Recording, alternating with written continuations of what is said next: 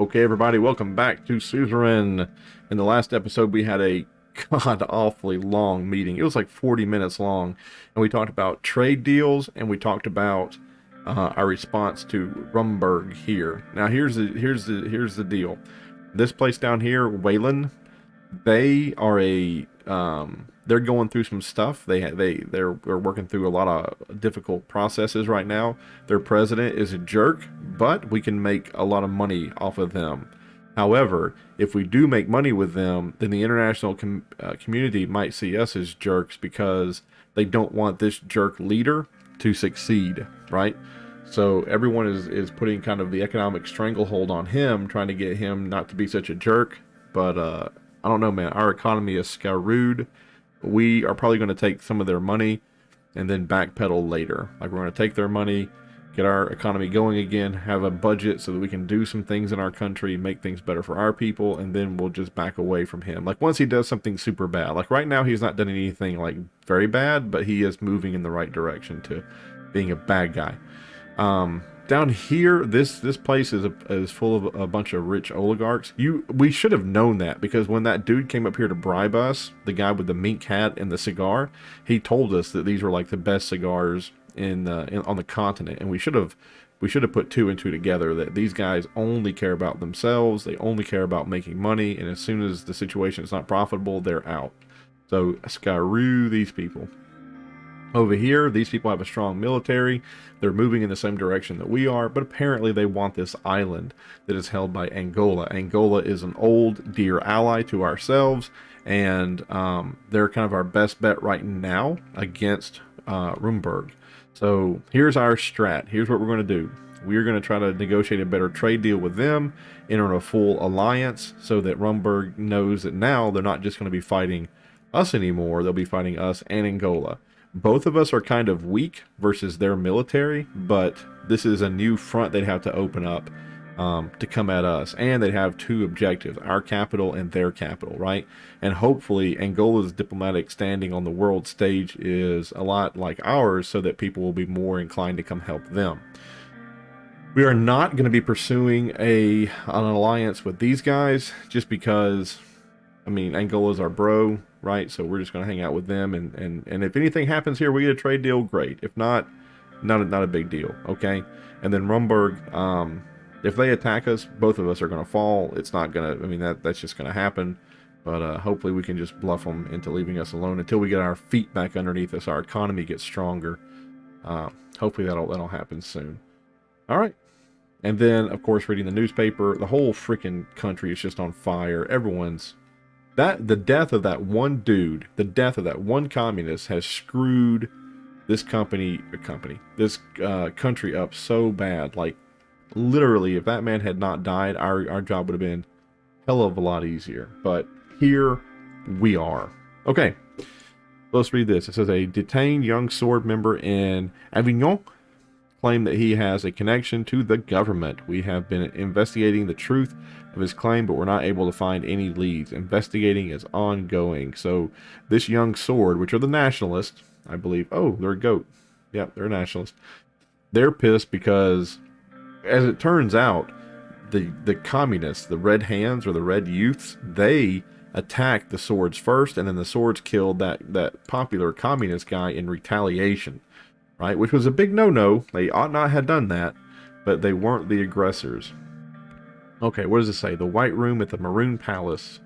Briefing on the results from the Reform Committee. Ooh, yes, we're also, and I don't know why, we're deciding to try to do reforms during the middle of this shit show.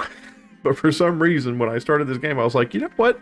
That would be a good time to reform the Constitution of this country in a time when our economy is shot and there's tons of upheaval all over the place. Let's just change something. But who knows? Maybe that's what we need. Maybe that's what we need. I came a little early to the meeting room before anybody else showed up. We had scheduled a meeting to discuss the progress of the Reform Committee regarding the new Constitution. I took a seat on the center chair in the vacant meeting room as I waited for them to show up. The reforms were slowly becoming the most significant expectation of my government. We would be changing Seoul's constitution of 29. Most people nowadays blame the constitution for the outstanding problems of the country. On the other hand, the reformists in the assembly had been getting louder about their demands. What I knew for sure was I needed to do something about the encroaching chaos before it swallowed me. Meanwhile, my Lucan, Peter, and Nina, or Nia, if it's Mia with an M, it's a Nia with an N, had been leading the committee to prepare an initial draft of the constitutional amendments. I was intrigued to hear their results. There was a knock on the door. It was Lucian. Good afternoon, sir. Lucian arrived exactly an hour. On the hour mark again, his punctuality could almost be described as obsessive. Good afternoon, Lucan. He took a seat on the table and took out a bunch of documents, spreading them on the long table. We should begin the meeting as soon as Miss Morgan. Yes, Ministry. Yes, we like her a lot. And Mr. Vice President arrives. We finally have some results from the Reform Committee. How does it look? Well, the situation is quite complicated, but I'm sure we will make it work. We just like we accomplished many things before. Sometimes the way the sentences are set up in this doesn't make sense. They're very wordy and they're kind of full in the mouth. We'll go over the details regarding the new constitution in the meeting. A few minutes later, Peter and Nina also arrive at the same time, leave from the same place. After a short chat, everybody sat down and took out their notes. I knew it was going to be a long meeting. Oh, jeez, man. I don't know if I can do this. I don't know if I have the mental stamina to do 2 hours of meetings. There was a lot of talk about the future of this process. Let us begin to tackle the points of concern. Mr. President, our committee meetings were really fruitful, and we already started working on the constitutional draft together with the reformists. They demanded a little too much, but I had success with Fern's friends Ricker to create a realistic draft that could potentially go through the Supreme Court. A little? They demanded to rewrite the whole Constitution. Their requests were definitely not outrageous, just not realistic in today's circumstances, just because it wouldn't pass the Assembly.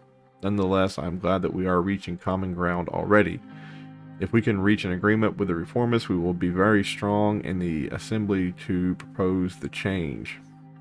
Can we reach a 2/3 majority of the Assembly? Is it possible to pass the Supreme Court? They are the biggest obstacle. Even if we pass the Assembly, the Chief Justice will do his best to block our amendments.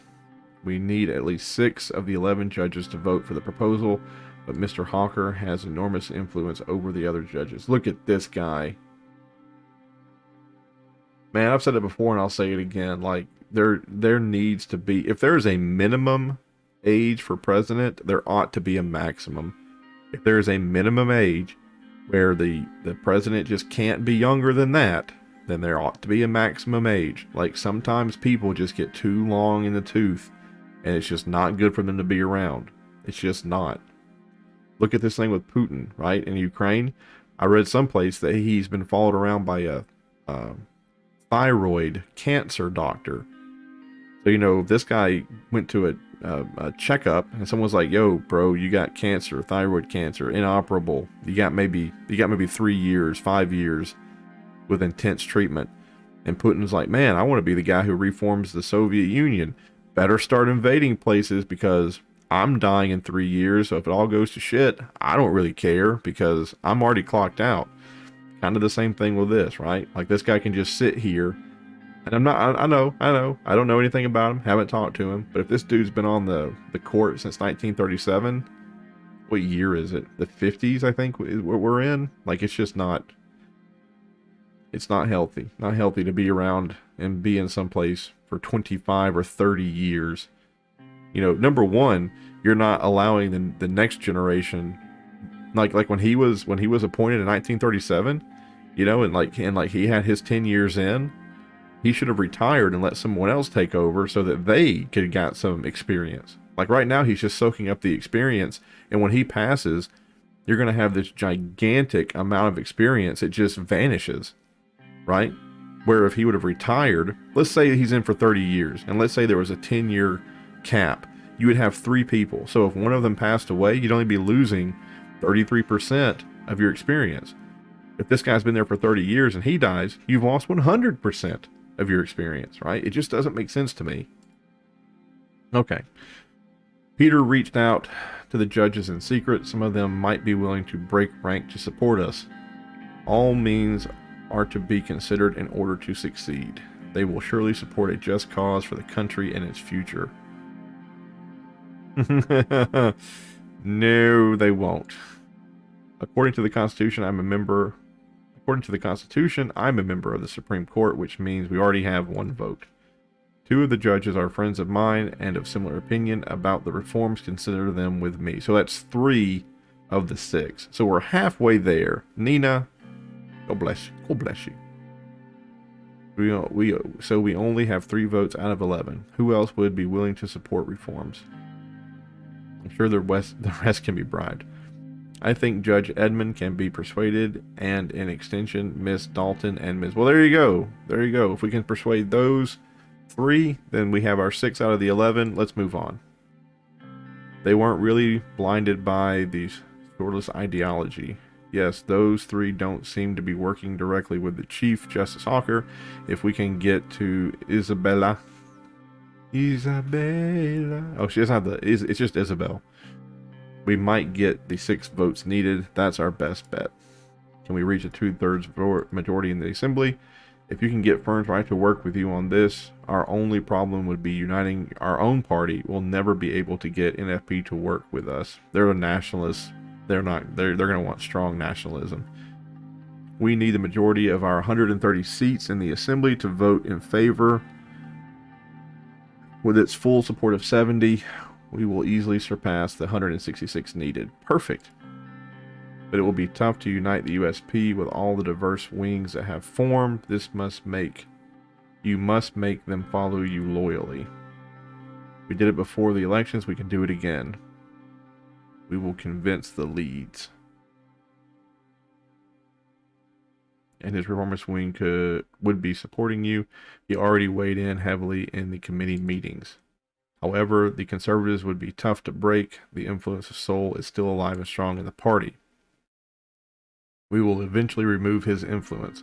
How many votes do they have? Do you think they can be persuaded? We'll need to break the power of the old guard within USP first. Most of the conservative wings are still loyal to their colonel. The colonel, I assume, is Sol. Most of their support is necessary to be able to amend the Constitution, and there is only one person who is key to make them back us. Gloria. Oh, poop. Look at that, 1937, the same year that Hawker became Supreme Court judge was 1937.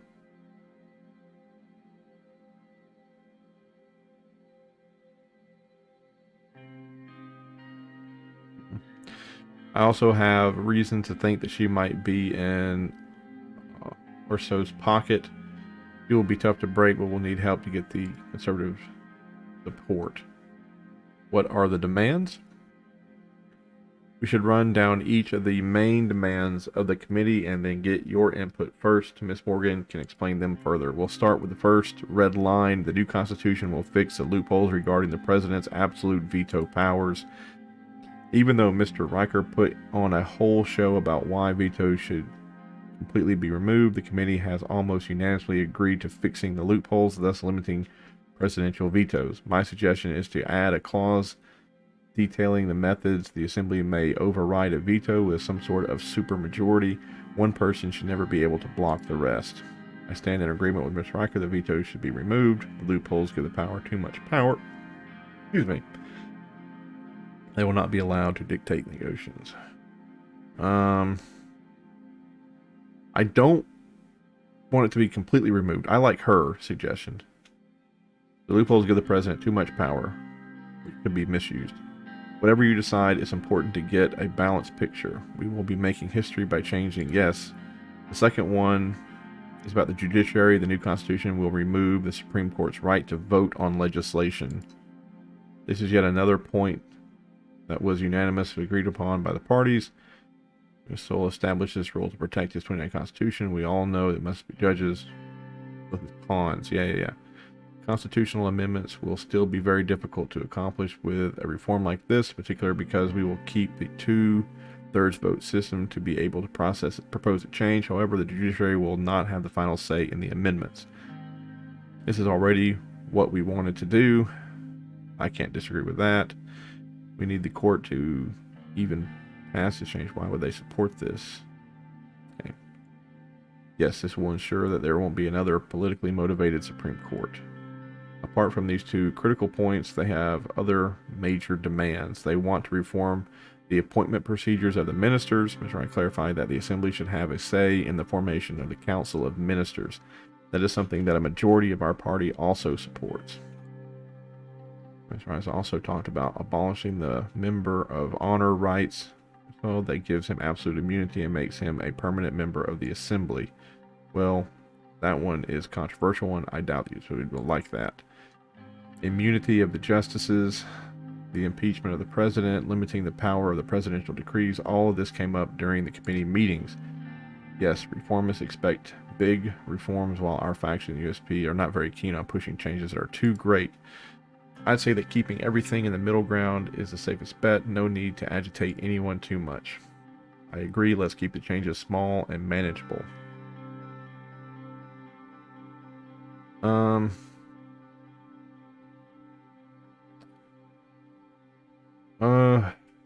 What is it? I see small and manageable. I would not consider removing the judge's right to, or not right, but removing the judge's ability to veto laws, removing presidential veto powers. Like, I wouldn't consider those small. Like, I really hate this game sometimes when I want to say something and it uses words like small and manageable. I agree that the stuff up here that we talked about before, I'm all in agreement. Down here with this whole, like, strip him of his permanent member assembly status, you know, immunity of justice, impeachment of the president, like let's just focus on the big stuff first, and let's amend the Constitution that way. Then we'll come back later, all right, and then we'll look at the justices and stuff. So I want to say that I agree with him, but I don't know what small and manageable means. I agree. We'll do small and manageable. As long as we address the main issues, I also agree. And we will. We will address the main issues. But the tertiary, secondary and tertiary, that's not going to be us right now.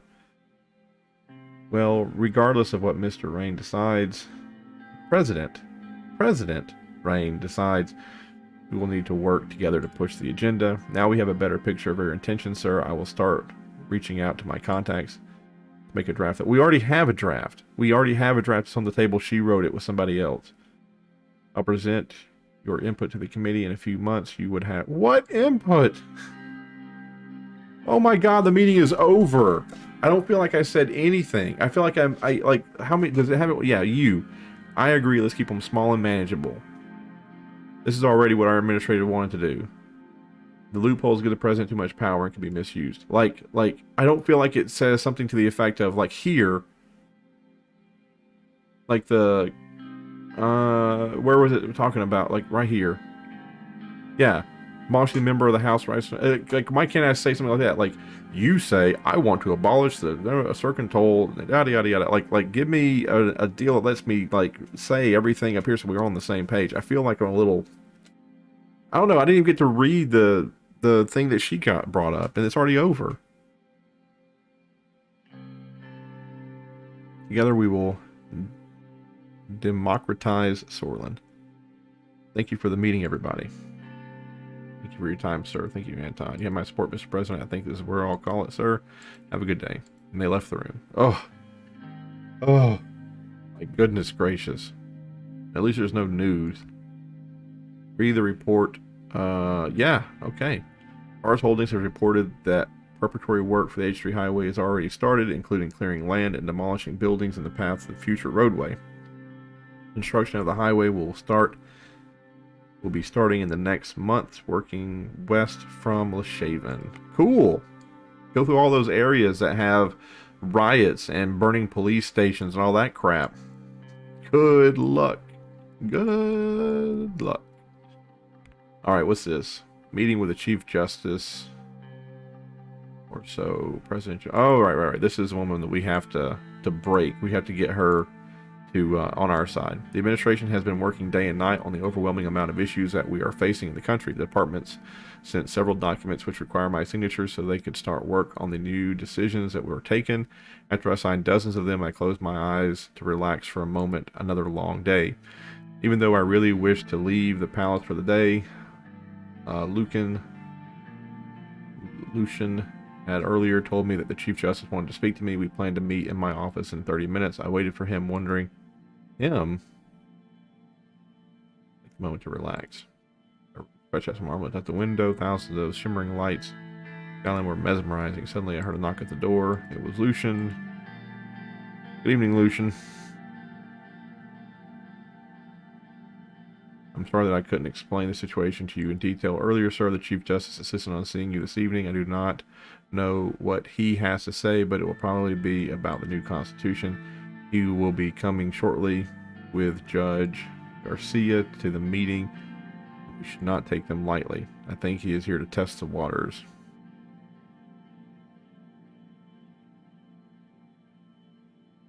I agree, they'll probably try to get you on their side. We should. There were 3 knocks at the door.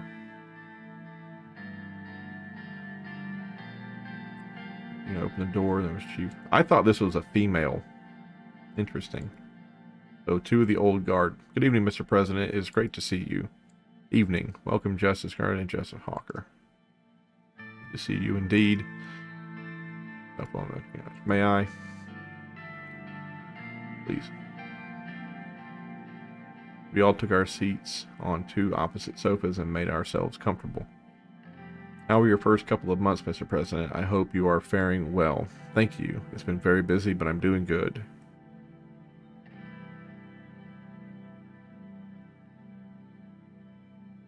You will only get busier, yet I think you're doing a good job so far.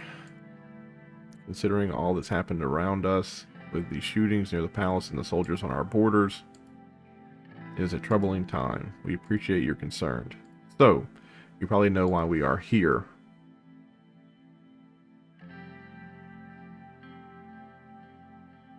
Please enlighten me, Mr. Hawker. We know you are working on a new constitution. The Supreme Court does not approve of this. With all due respect, the Constitution needs to be updated, sir. I am sure you are well aware of the public demand for and our circumstances. Is that so? I see that you are the one who is not aware of our actual circumstances. You want to make a weaker Constitution in the midst of problems from both sides and from both inside and outside. Even if your proposal passes the Assembly, I will make sure it will not pass the Supreme Court. That much is clear. You haven't seen the proposal yet, Mr. Hawker. Isn't it too soon to be against it?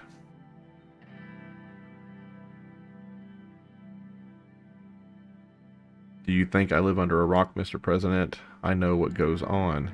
Yet you, Mr. President, seem to be the only partially informed about the current situation. Please let us explain the reasons for our stance. Let's hear it. We are protecting the Constitution because it works, Mr. President. It is effective and it gives you the authority to lead the nation with swift decisions. Sorlin has more important problems and threats that we should face right now. Instead of nitpicking about some paragraphs of the Constitution, we have a potential war within our borders. Mr. President, I know that you are a busy man. I will make this quick. We all know that Sword Security Forces found stashes of Rumberg weaponry in the hideouts of Blutish separatists. KA-47s are roaming inside Sorlin at this moment. As much as Rumberg poses a direct threat, now it's clear that they are also intervening in our country and weaponizing our minorities against us. It is not unprecedented to think that the Bloods will start their terror reign again with their new toys, not to mention the fights that broke out between the left and right wings. After the shootings, communists are rising with support of United Cantana. The chaos is imminent for Sorlin, and sadly we don't see the administration taking the necessary precautions. You said you will not focus on military during your term. Under current circumstances, that cannot be tolerated at any cost. Mr. Hawker, the court has no jurisdiction over these matters. We're taking the necessary steps. No need to worry. I did promise, but circumstances have changed. Tolerate, you should be more careful with those words of choice. Yeah, so this guy literally is looking at the entire country, and he is acting like a little president because he thinks those are all his jobs, and that's not his job. He has one very specific job, right? He needs to focus on the law and whether or not those laws are applicable, not appropriate, but applicable to the country. So this is what you would call an activist judge, right? A judge that tries to use the law to enact public policy, right? And that's not what a judge ought to do. A judge ought to make sure that the rule of law is being upheld, and only that. Because if you start reaching out into other areas as a judge and you become fallible in those other areas, then it brings into question the fallibility of the law itself. So if you're a judge and a case comes before you and the law clearly states that person A was wrong, but because you feel that the policy is incorrect and you feel that the policy or the law is wrong, you award person B, what did I say, that person A was correct? Let's make sure I get this right. If you're a judge and person A comes to you and says that person B is wrong, and the law says that person A is correct, but you rule in favor of person B, and it turns out a couple of months or years down the road, person B was wrong, right? People can point to you and say, look, that judge was wrong about person B. Maybe he's wrong about all the other cases that he was involved in. So then it brings into question law. And the purpose of law is to bring stability. So what these people are doing right now is they're trying to tell me that what I am doing is producing instability in the country, but them going outside their area of preview, they're the ones causing instability. They're the ones who are making a situation more volatile because they are not concentrating on the one area that they ought to be concentrating on. They're not giving people stability and comfort that the rule of law is apolitical and that's only used to dictate matters of right and wrong inside the Constitution. So this guy needs to know his place. Aren't we all part of the state, Mr. President? We are all responsible if Sorlin fails to overcome these threats. Regardless of that, you are also aware that the armed separatists have direct connections with the workers' parties. They claim otherwise. The Workers' Party is a Democratic Party. Unlike militia, they are not the same.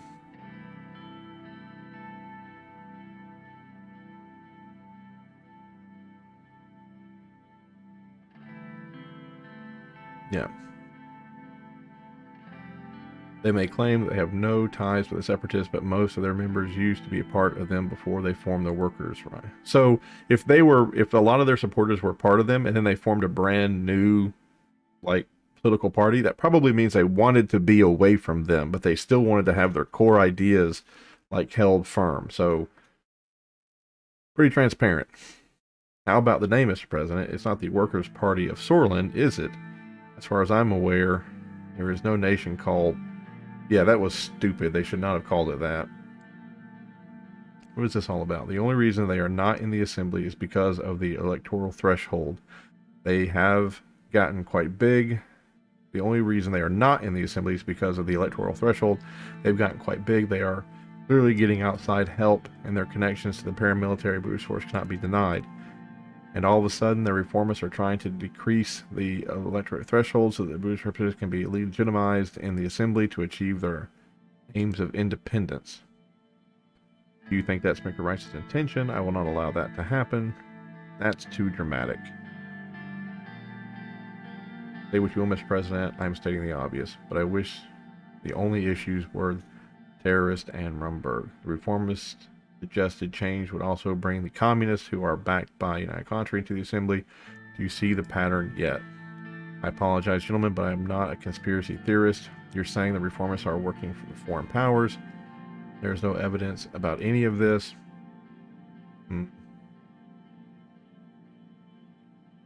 Sorry, yeah. It's not a conspiracy theory. Haven't you been briefed by your security team? Maybe you should respect them as well. We should take the necessary means secondary measures against communist and Buddhist plots, as well as increase our military budget against possible conflict with Rumberg. And of course, not fall into the traps of the reformists by listening to their demands. They are clearly plotting to weaken the president and the whole administration in order to exploit the situation, which brings us to some very important information that we have. It's definitely something you need to hear, and it can change absolutely everything. With all due respect, Mr. President, I think this is getting slightly ridiculous.